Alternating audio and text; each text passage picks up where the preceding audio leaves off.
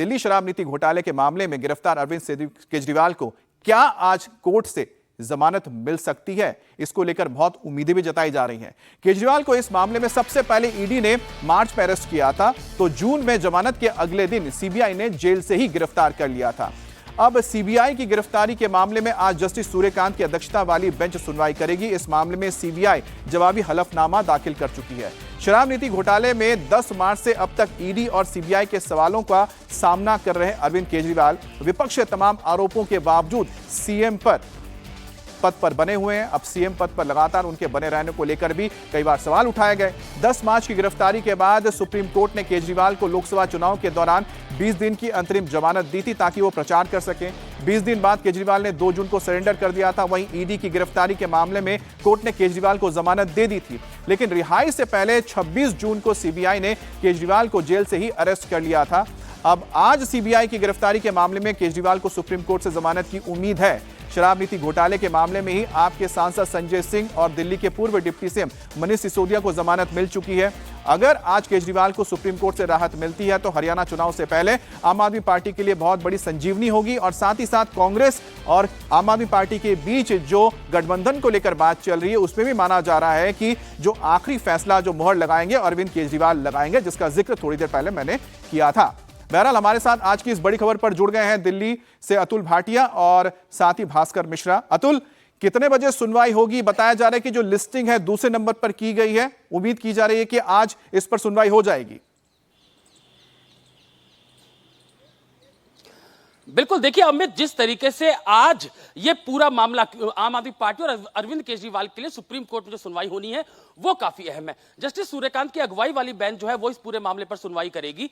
CBI ने जिस तरीके से गिरफ्तार किया था अरविंद केजरीवाल को, उसको चैलेंज किया है और इसके अलावा अपनी जमानत याचिका जो है वो सुप्रीम कोर्ट में अरविंद केजरीवाल ने डाली हुई है।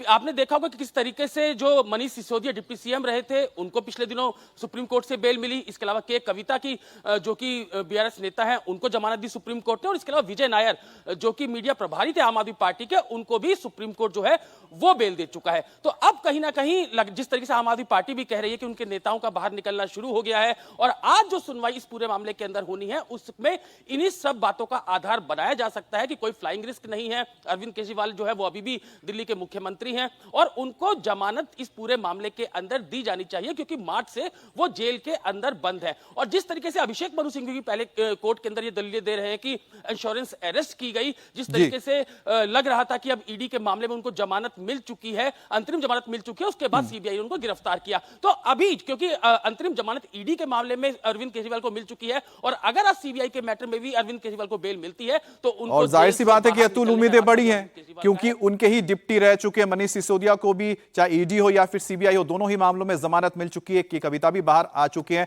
भास्कर, दो चीजें हैं। एक तो हो गया कि इस बार आम आदमी पार्टी को कितनी उम्मीद है और किस लिए इतनी उम्मीद है कि उनको लगता है कि उनके जो नेता हैं वो बाहर आ जाएंगे, उनको जमानत मिल जाएगी। और दूसरी बात है कि उनके बाहर आने से जो हरियाणा चुनाव है उस पर किस तरह का असर होगा। देखिए अमित, उम्मीद पूरी है और आम आदमी पार्टी एक तरह से तैयारी करके बैठी है कि आज अरविंद केजरीवाल जेल से बाहर आ जाएंगे। सुनवाई 10:30 बजे के बाद कभी भी शुरू हो जाएगी, तो इसीलिए ऑर्डर आने में वक्त नहीं लगेगा और ऐसा माना जा रहा है कि समय से ऑर्डर आ जाएगा तो आज ही अरविंद केजरीवाल जेल से बाहर आ जाएंगे। शराब घोटाले में जो और प्रमुख लोग गिरफ्तार हुए थे उन सबको जिस आधार पर जमानत मिली है, जैसे मनीष सिसोदिया हो, विजय नायर हो, के कविता हो, तो पार्टी को अब लग रहा है कि उसमें अरविंद केजरीवाल को जमानत मिलना बहुत ही आसान है। और अगर ईडी से जमानत मिल गई है, अंतरिम जमानत मिल गई है, तो सीबीआई मामले में जमानत मिलना और आसान होता है। लिहाजा पार्टी पूरी तरह से तैयार बैठी है कि अरविंद केजरीवाल का आज वो स्वागत करेगी। इसका अब असर क्या होगा? देखिए, 3 प्रमुख काम जो है वो अटके पड़े हैं अरविंद केजरीवाल के अभाव में। सबसे पहली बात, दिल्ली सरकार की कोई कैबिनेट की बैठक नहीं हुई है मार्च से लेकर अभी तक। जब तक मुख्यमंत्री नहीं रहेंगे तब तक कैबिनेट की बैठक नहीं हो सकती है, प्रमुख फैसले नहीं लिया जा सकते। और खासकर दिल्ली की महिलाओं को 1000 रुपया देने का जो वादा किया था अरविंद केजरीवाल ने, बजट में भी जिसका जिक्र किया गया था, वो सबसे जरूरी है दिल्ली विधानसभा चुनाव को देखते हुए, तो उसलिए इंतजार किया जा रहा है। हरियाणा में कांग्रेस के साथ गठबंधन की कोशिश की जा रही है, बातचीत चल रही है। अरविंद केजरीवाल के संज्ञान में है, उनकी अनुमति से यह सब कुछ हो रहा है। लेकिन पिछले कुछ दिनों से, खासकर 3-4 दिनों से जिस तरह की खबरें मीडिया में लीक हो रही है, उससे आम आदमी पार्टी को अब यह मुश्किल हो रहा है कि आखिरी फैसला कैसे लिया जाए। और यह आखिरी फैसला अरविंद केजरीवाल ही लेंगे। इसलिए उम्मीद की जा रही है कि अगर अरविंद केजरीवाल आज बाहर आ जाते हैं तो ये मान के चलिए कि कांग्रेस के साथ जो भी गठबंधन में हो रहा है और क्या होना चाहिए, इस पे फैसला कल ले लिया जाएगा।